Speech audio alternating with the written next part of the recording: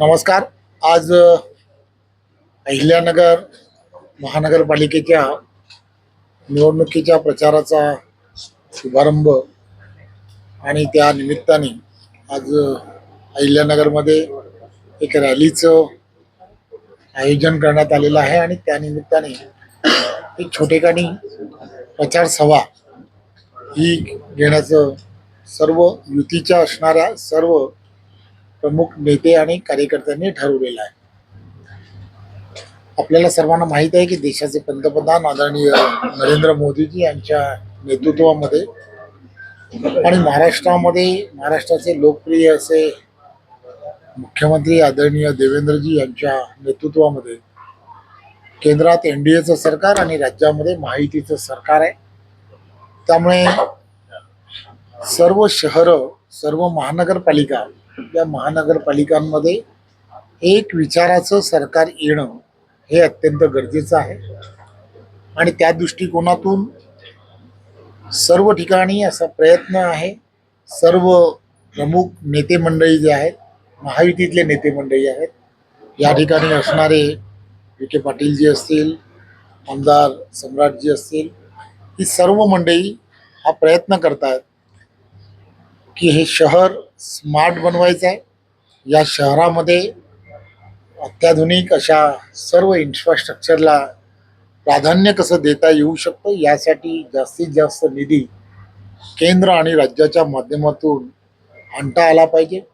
आणि त्यासाठी जास्तीत जास्त या भागामध्ये प्रयत्न करून उमेदवार जिंकून आणणं आणि युतीचाच महापौर करणं ही या सर्वांची असणारी अतिशय वेगळ्या पद्धतीची भावना ही आम्हाला सर्वांना मोठ्या प्रमाणात दिसते. खरं तर या ठिकाणी महायुतीच होणार होती, परंतु काही टेक्निकल्स आणि काही बाबींमुळे अंतिम वेळेपर्यंत ते होऊ शकलं नाही.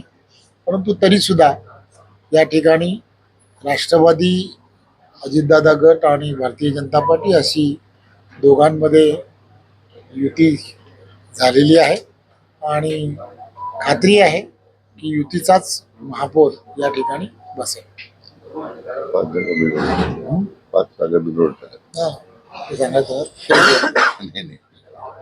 66 जागांपैकी 5 जागा बिनविरोध झाल्या, तर यापुढचं काय गणित राहणार? खरं तर आपण पाहिलं असेल, संपूर्ण महाराष्ट्रामध्येच सर्व ठिकाणी शिवसेना, भारतीय जनता पार्टी आणि राष्ट्रवादी या सर्व पक्षाचेच जास्तीत जास्त कार्यकर्ते आणि पदाधिकारी आहेत. त्यामुळे ज्या ठिकाणी अशी परिस्थिती असते की की महायुतीचेच सर्व ठिकाणी कार्यकर्ते असल्यामुळे बऱ्याच ठिकाणी समोर विरोधकांकडे, महाविकास आघाडीकडे उमेदवारच राहिलेले नाही.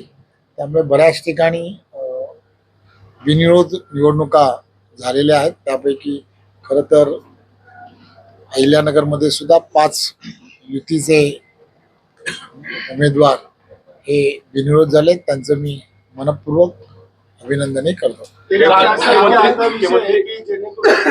अनेक निष्ठावंतांना उमेदवारी देण्यात आली, बरेच जणांनी नाराजी व्यक्त केली. एक गोष्ट खरी आहे, अनेक वर्ष भारतीय जनता पार्टीचे कार्यकर्ते आणि इतरही पक्षातले कार्यकर्ते, पदाधिकारी वर्षानुवर्ष आपापल्या भागांमध्ये संघटनात्मक काम करत असतात. या सर्व महानगरपालिकेच्या निवडणुकांमध्ये अपेक्षा अशा असतात की त्यांना उमेदवारी मिळाली पाहिजे. परंतु ज्या ठिकाणी युती किंवा महायुतीच्या संदर्भात निर्णय होतो, त्या ठिकाणी त्या सर्वांवरती अन्याय होतो. ही वस्तुस्थिती खरी आहे. परंतु मी आणि आमचे संघटनात्मक सर्व पदाधिकारी त्यांची समजूत घालण्याचा प्रयत्न करत आहेत. आपल्याला माहिती आहे की केंद्र आणि राज्यामध्ये भारतीय जनता पार्टी ची सत्ता आहे, एनडीए आणि महायुतीची सत्ता आहे. त्यामुळे या ठिकाणी सुद्धा युतीचाच महापौर होणार आहे. त्यामुळे महानगरपालिकांमध्ये सुद्धा कुठेतरी त्यांना चांगली संधी देण्याच्या संदर्भामध्ये नक्की विचार हा करता येऊ शकतो. त्याचबरोबर जर त्यामधल्या असणाऱ्या काही मंडळींना येणाऱ्या काळामध्ये राज्यामध्ये असणाऱ्या अनेक संधी आहेत की ज्या ठिकाणी वेगवेगळी महामंडळं वगैरे अशी प्रलंबित यासाठीच ठेवली होती की येणाऱ्या काळामध्ये या स्थानिक स्वराज्य संस्थांच्या निवडणुका ज्यावेळेला पार पडतील त्यामुळे त्याच्यानंतरच्या काळामध्ये अशा काही नेते मंडळींना अशा काही पदाधिकाऱ्यांना त्या ठिकाणी सुद्धा आपल्याला संधी देते. अजित पवार यांनी जे वक्तव्य केलं होतं त्या वक्तव्यावर आपण मग किंवा तक्रार केली आहे. त्यानंतर शिवसेनेने तुमच्या पाठिंबा दिला आहे की महेंद्र दळवी यांनी सुद्धा तुमच्या वक्तव्याला पाठिंबा दिला आहे. काय नक्की तक्रार आहे, काय बोललं? मला ते माहित नाही काय बोलले ते. आरोप प्रत्यारोपानंतर अजित पवारांचे राष्ट्रवादीचे आमदार देखील आता रिंगणात उतरलेले आहे. कुठेतरी रवींद्र चव्हाण यांनी महायुतीचा धर्म पाळावा, व्यवस्थित बोलावा, असं कुठेतरी आता आमदार देखील प्रतिक्रिया देताना दिसतात. एक गोष्ट लक्षात काय घेतली पाहिजे, उत्तराला प्रत्युत्तर होतं. तुम्ही कधी थोडस तपासून घ्या.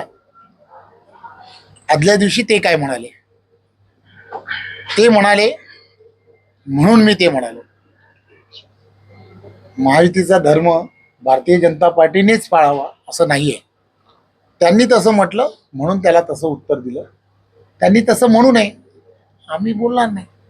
काल नारायण राणे साहेबांनी राजकारण- निवृत्तीचे संकेत दिलेले आहेत. सिंधुदुर्गमध्ये बोलताना ते म्हणजे राजकारणामध्ये कटकारस्थान होतं, त्यामुळे आज आम्ही